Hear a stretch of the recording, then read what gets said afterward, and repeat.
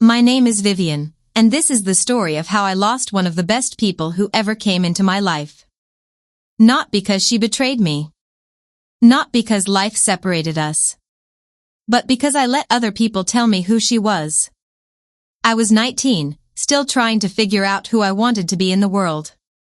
I wasn't the loudest in the room, but I liked people. I liked being around energy, the noise, the laughter, the chaos of youth. I was the kind of girl who believed everyone had a good side.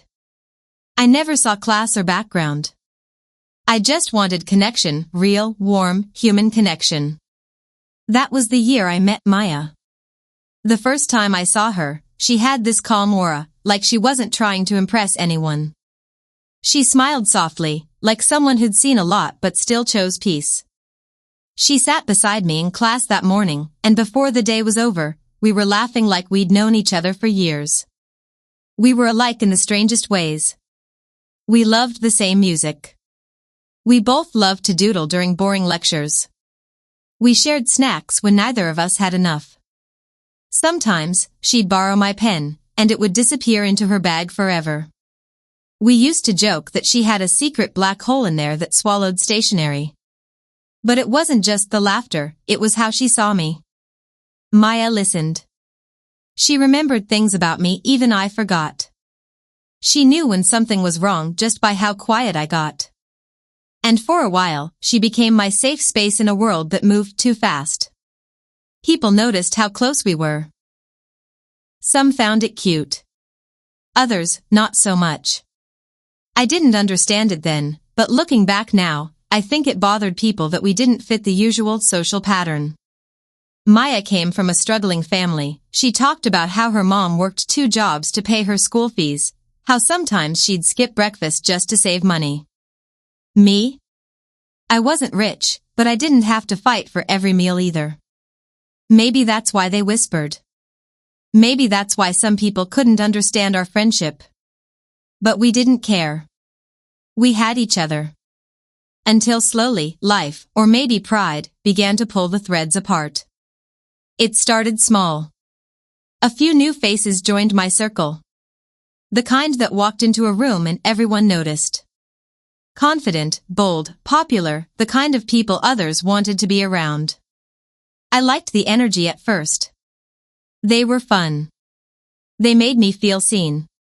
But somewhere between laughter and late-night hangouts, I stopped realizing how far I was drifting from the one person who'd been real with me from the start.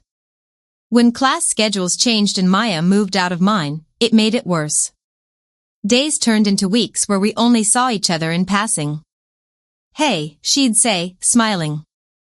"Hey," I'd reply. Short, simple, surface level. Still, I noticed her. How her eyes looked heavier. How she started skipping classes. How her laughter didn't sound the same anymore. I wanted to ask her what was wrong, but I told myself it wasn't my place anymore. Maybe she had new friends. Maybe she was fine. Maybe I was just imagining things. But deep down, I knew I was lying to myself. And the truth? I missed her. I missed us, our late-night talks, our silly inside jokes, how she'd nudge me when a lecturer said something ridiculous. But I didn't reach out. Pride wrapped itself around me like a blanket, and I let it. Then the whispers started. Little things, subtle things. My new friends would laugh and say, "Vivian, did you know Maya's been talking about you?" I'd frown, confused. "Maya? No way." They'd shrug. "I'm just saying what I heard." The first time, I ignored it. The second time, I laughed it off. But by the third time, I started to wonder. What if they were right? What if Maya had changed more than I wanted to believe? That seed of doubt, that tiny poisonous seed, it grew fast. And without realizing it, I started to pull away even more. Looking back now, that was where it began. The slow breaking of something pure. The quiet betrayal that didn't come from lies or anger, but from silence, and the things we didn't say. I wish I knew then what I know now. That distance doesn't always happen overnight. Sometimes, it begins the moment you stop defending someone who once defended you. And that was the beginning of the end, though I didn't know it yet. Time has a quiet way of changing things, not suddenly, not loudly, but slowly, like water wearing down a stone. That's how Maya and I drifted apart. At first, it didn't feel like losing her. It just felt like growing up. We both had different timetables, different classes, different people around us. We'd still smile when we crossed paths, still text sometimes, but the closeness, that effortless bond, it wasn't there anymore. She started hanging out with a new set of people. They were loud, carefree, and unpredictable.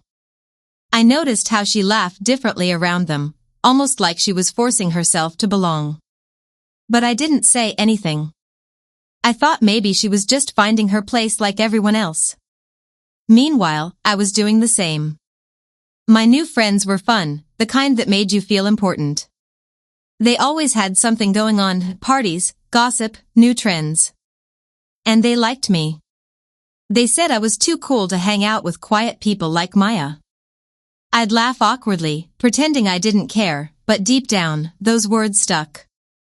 It's strange how easily we let people reshape what we think of ourselves, and others. Then one day, I noticed Maya had stopped coming to classes altogether. Rumors started flying that she was skipping school, failing tests, hanging around bad company. I didn't know what to believe. I wanted to check on her, but pride, that stubborn, poisonous pride, whispered, she hasn't checked on you either. So, I didn't. I let silence win. And silence has a way of rewriting stories. Soon, it wasn't Vivian and Maya. It was just Vivian. Surrounded by people who talked too loud and laughed too hard, while my heart kept pretending it didn't notice who was missing. Still, I thought about her. Late at night. When everything went quiet. I'd replay old memories, us sharing bread under a tree during lunch, her teasing me about my handwriting, the way she'd lean in to whisper secrets during boring lectures. Those moments lived somewhere deep in me, untouched by time. But something had changed between us, a wall built of misunderstandings, distance, and things left unsaid. And neither of us knew how to tear it down. Then, one day, the whispers began. It was Bibi, bold, beautiful, and always surrounded by people. She told me casually, like it was gossip over lunch. Vivian, are you still friends with that Maya girl? I said, yeah, kind of. Why? She leaned in, lowering her voice. You didn't hear? She's been saying things about you. Bad things. Stuff you told her before. I froze. No. Maya wouldn't. But Bibi smiled, that kind of smile that made you doubt your own heartbeat. I'm just telling you what everyone's saying. Be careful who you trust. That night, I couldn't sleep. I kept hearing Bibi's voice. I tried to silence it, but the more I did, the louder it became. What if she's right? What if Maya really did tell people my secrets? My heart said no. My head said maybe. And in that war between the two, something inside me cracked. The next time I saw Maya, she looked tired. Eyes puffy, hair pulled into a messy bun. She smiled at me, that same old Maya smile, and for a second I wanted to hug her, to ask, are you okay? But instead, I smiled back coldly, pretending everything was fine. It wasn't. For either of us. And that was the start of a pain neither of us deserved, born not out of hate, but out of voices we chose to listen to. I wish I could say I was strong enough to walk away from the rumors. I wish I could say I trusted Maya the way she once trusted me. But the truth is, I didn't. Bibi and the others didn't stop talking. Every day, it was something new. Vivian, she called you fake. She said you're only pretending to care about people. She said you looked down on her. Each word landed like a drop of poison. And slowly, I started believing the worst about the one person who once saw the best in me. One afternoon, Bibi pulled me aside. Her eyes were wide, her voice sharp. Vivian, I swear I heard her myself this time. She said you think you're better than everyone. She's been laughing about you with those new people she hangs around with. I felt something shift inside me, anger, confusion, betrayal, all tangled up. I wanted to scream, to cry, to ask Maya why. Instead, I just nodded. And that's when Bibi said something that still echoes in my chest. Don't let her disrespect you like that. Show her you're not weak. Weak. That word stung. Because deep down, I was tired of being seen as soft. I wanted to prove I wasn't a pushover. So, I let myself drown in their validation, the fake kind that makes you feel powerful for the wrong reasons. That night, the plan formed. Not mine, theirs. But I went along. We'll wait for her to come back to the room, Bibi said, smirking. Then you confront her, in front of everyone. I remember my chest tightening. Part of me wanted to walk away. Part of me wanted to hear Maya out first. But the louder part, the one that feared being judged, being mocked, told me to go through with it. So I waited. The room was quiet except for the chatter of voices behind me. My friends. Every sound, every laugh, every whisper, felt like a countdown to something I couldn't stop. Then the door creaked open. Maya walked in. She looked surprised to see all of us there. She had a plastic bag in her hand, probably snacks or books. She froze when she saw the looks on our faces. Vivian, she asked softly. What's going on? My throat went dry. I stared at her, my heart pounding so loud I could barely hear my thoughts. I asked, why are you saying terrible things about me?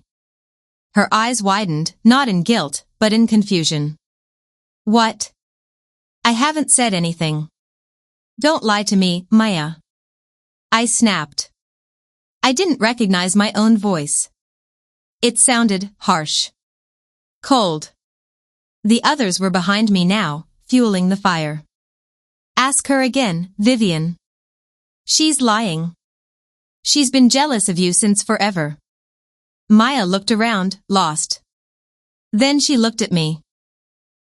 Really looked.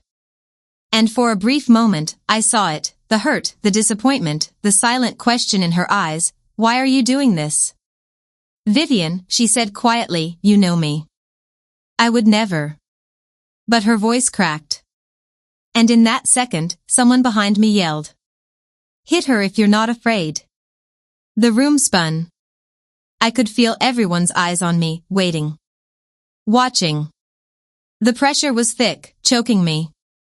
And before I even understood what was happening, I did it. My hand lifted, almost like it belonged to someone else, and connected with her cheek.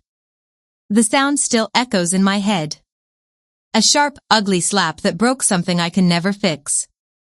Her eyes filled instantly. Not with anger. Not even with shock. Just sadness. Deep, quiet sadness. Tears rolled down her face. My chest tightened, and I felt my own eyes burn. But I couldn't move. I just stood there frozen, ashamed, surrounded by people who suddenly went silent. That silence, it was louder than the slap. And in that moment, I realized I had lost her. Not because she betrayed me, but because I betrayed her. The next morning, the world felt quieter. Or maybe it was just me. I woke up with a heaviness in my chest that words couldn't explain. My friends were still talking about what happened the night before, laughing, replaying the moment like it was some kind of victory. But I couldn't laugh. I couldn't even look at them. All I kept seeing was Maya's face. The way her eyes glistened, not just with tears, but with something deeper. Disbelief. Disappointment. And heartbreak. I didn't see her after that night. Not in class. Not in the hostel. Not anywhere. At first, I told myself maybe she just needed space. Maybe she'd cool off and things would go back to normal. But days turned into weeks, and the silence between us became a wall too thick to break. No one mentioned her again. The same people who told me she was talking about me suddenly acted like she never existed. I'd hear her name sometimes, whispered down the hallway, something about her moving out, something about her not feeling well. I wanted to ask, but how could I? What would I even say? Hey, is the girl I humiliated doing okay? No. I didn't have the courage. So, I pretended. I smiled through my guilt. I went to classes, hung out with my friends, laughed when I was supposed to, but every time the laughter ended, the silence reminded me of her. There's something cruel about realizing too late that you were the villain in someone else's story. I replayed that night in my mind 100 times. The way I yelled. The slap. The look in her eyes. I wondered what she must have felt walking away from me, the person she once called a sister. The guilt ate at me quietly. I couldn't concentrate. I couldn't even listen to music without hearing her laugh somewhere in between the lyrics. One evening, I walked past our old spot. The bench under the mango tree where we used to sit during breaks. There was no one there, just a stray leaf swirling in the wind. I stood there for a long time, staring at the empty space beside me, and for the first time since it happened. I cried. Not the kind of crying you do when you're sad. The kind that comes from somewhere deep, where regret lives. The kind that makes you wish you could rewrite time. I tried to reach out once. I texted her. Hey, can we talk? I watched the message sit there, delivered, not read. Hours turned into days. Then the chat bubble disappeared completely. She had blocked me. I can't even describe how that felt. It was like losing a part of myself I didn't realize was holding me together. My friends noticed my mood shift. Some mocked me for feeling bad. Others said, you did the right thing, she was never your level. And maybe that was the moment I saw them for what they really were, voices that only existed to fill silence, not souls that cared. Because when you have real people in your life, they pull you away from mistakes, not push you into them. I stopped sitting with them after that. Slowly, I withdrew. Everywhere I turned, it felt like a shadow of Maya lingered, in our class notes, in my photos, in the songs we used to sing. I even caught myself writing her name on a page once, then tearing it out quickly like I'd done something wrong. And just like that, life moved on, but I didn't. Because guilt doesn't just fade with time. It stays. It becomes part of you. It softens your voice, slows your laughter, and makes you question every new friend you meet. Some nights, I lay awake thinking about how one moment, one stupid, impulsive act, changed everything. I kept wondering if she'd ever forgive me. If she'd ever understand that it wasn't really anger, it was confusion. Fear. Peer pressure. But those words don't heal wounds. They just echo in your head, long after everyone else has forgotten. And as the semesters passed, I realized something cruel about regret. It doesn't always come with closure. Sometimes, it just sits beside you, quiet, invisible, and endless. Time has a strange way of softening memories, but not erasing them. The slap, her tears, the silence, they stopped haunting my days, but they never left my nights. After that semester, everything changed. I transferred to another department the following year. I told myself it was for better opportunities, but deep down, I knew the truth. I wanted to escape the memories. Every hallway, every classroom, every familiar face carried a piece of that night. Still, Maya lingered in my mind like a ghost. I'd sometimes imagine bumping into her, in the library, at the cafeteria, anywhere. I'd rehearse what I'd say if I did. Maya, I'm sorry. I was stupid. I let people talk for me. Please forgive me.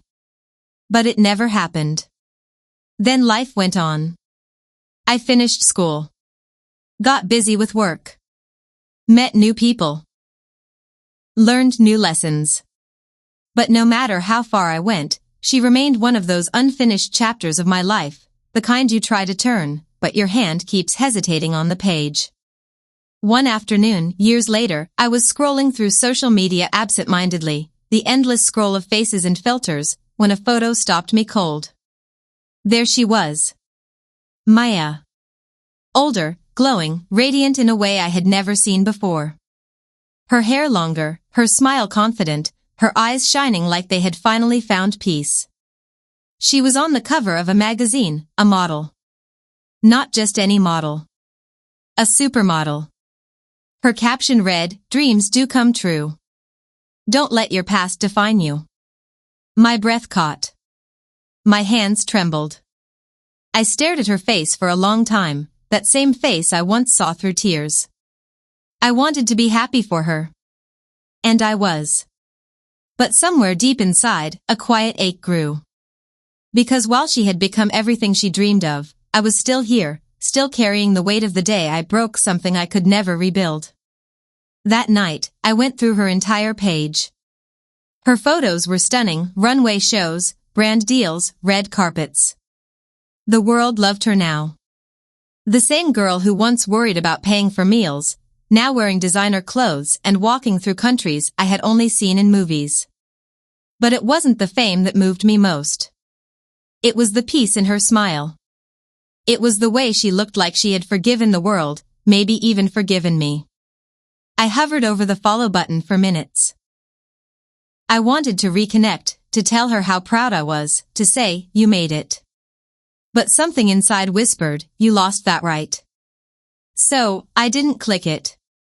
I just stared at her photo until my eyes blurred. In the weeks that followed, I kept seeing her posts, not because I followed her, but because the algorithm wouldn't stop reminding me. Every new achievement felt like a tiny reminder of what I had ruined.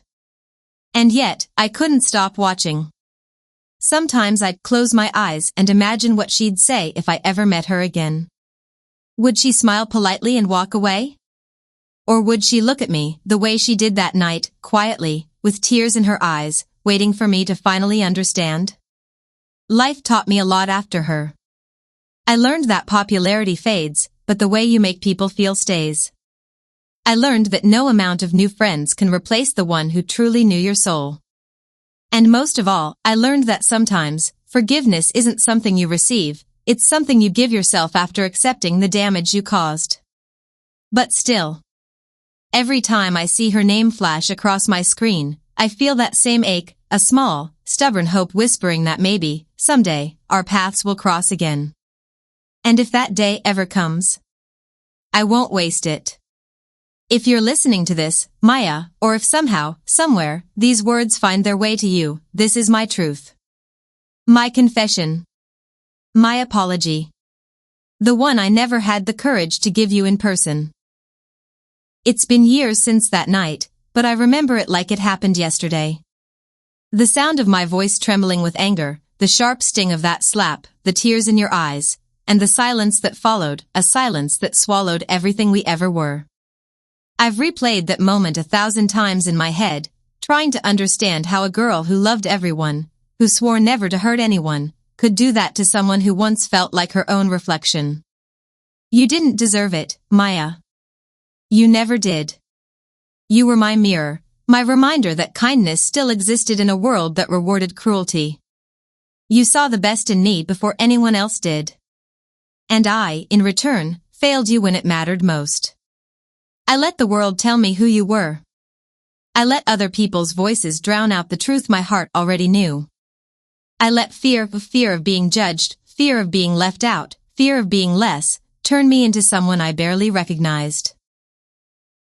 And when I think of who I was back then, I don't feel anger anymore. Just sadness. Because I know that version of me wasn't cruel by nature, she was just lost, young, and desperate to belong.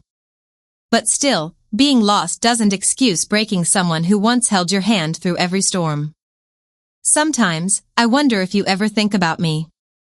If my name still stirs anything in your heart, pain, anger, indifference, maybe even pity.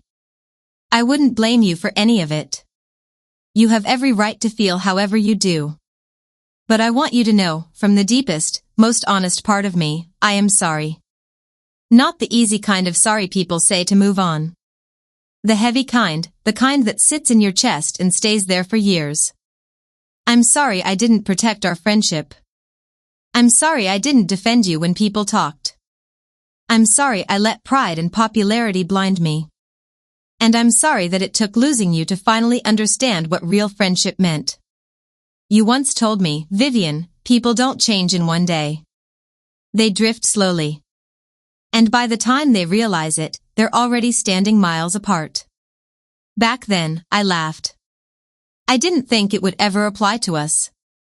But you were right. We drifted. And I was the wind that pushed us farther apart. Now, when I see you, on my screen, on billboards, on magazine covers, I don't feel envy. I feel admiration. You turned your pain into power.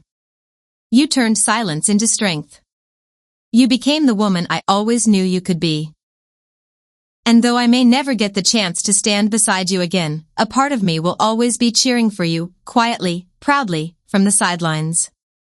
Sometimes, I whisper to the universe, if she ever hears this, let her know I still care. Let her know I still remember her laugh, her kindness, her heart. Because I do. I always will. Maybe forgiveness isn't about forgetting.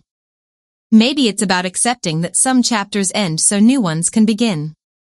And though ours ended painfully, I still hold on to the beauty that existed before the fall, two girls, laughing under the sun, dreaming out loud, believing the world was kind. That memory. I'll keep it safe. Because despite everything, knowing you made me a better person, even if it took me years to see it. So if you ever hear this, Maya, wherever you are, however you feel, I hope you know this. You were never a mistake. You were a lesson. A blessing in disguise.